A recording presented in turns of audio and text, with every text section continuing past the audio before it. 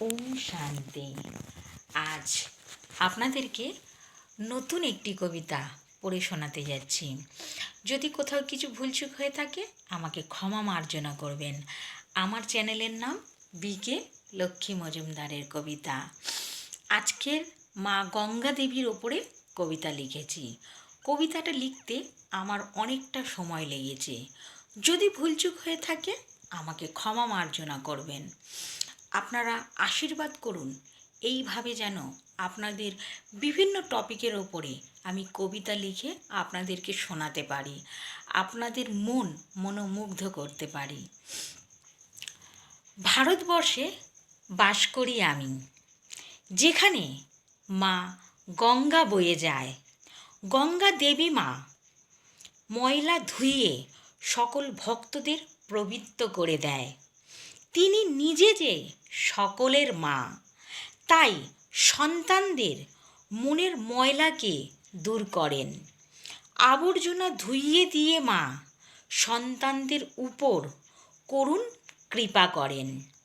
ওগো করুণাময়ী, শিব শক্তির সৃষ্টি তুমি, থাকো বাবারই মস্তকে। বাবা যে রাখেন জটারি মধ্যে, যাতে মা গঙ্গা তুফান না খেলে এই পৃথিবীতে। ভক্তদের দেখো তুমি, তোমারই জলে সকল দেবতাদের পূজা করে।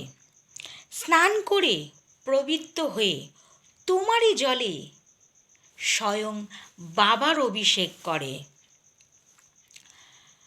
তোমার যে কত রূপ, বিভিন্ন ঋষিমুনিদের কুমুলডোলের মধ্যে তুমি থাকো। পাপ মুক্ত করো তুমি তোমারই জলে, রাগ অভিমান ধুইয়ে যায় যে। ভাষাও সকল মনের ময়লা, জ্বালা যন্ত্রণা দূর করো। ধন্য তোমার রূপ মা, তুমি যে গঙ্গা দেবী বিভিন্ন রূপ ধরো। তুমি যে বাবারই সৃষ্টি, শিব শক্তির অধিকারী তুমি। তুমি যে করুণাময়ী, দিও আশীর্বাদ এই সন্তানকে। আজ মস্তক নত করি। মা গঙ্গা দেবী, তোমারে প্রণাম। তোমারই জলে প্রদীপ জ্বালায়, সিঁদুর শাঁখা দিই। রাঙা বস্ত্র পরো তুমি। তুমি যে সকলের মা গঙ্গা, তোমারে গঙ্গোত্রী বলি। দেখো মা, যে অলংকার তোমারে প্রদান করি, সেই অলংকার নিয়ে যেন আমি মরতে পারি। সৎভাবে সতীর মতো শাঁখা সিঁদুর নিয়ে আমিও যেন তোমার কাছে যেতে পারি। ওম শান্তি বাবা। ওম শান্তি সকল বন্ধুদের, সকল দর্শকদের, সকল সেন্টারের দিদিদের ও দাদাদের জানাই আমার আন্তরিক প্রীতি শুভেচ্ছা। আপনারা দেখুন আজকের কবিতাটা কেমন হলো।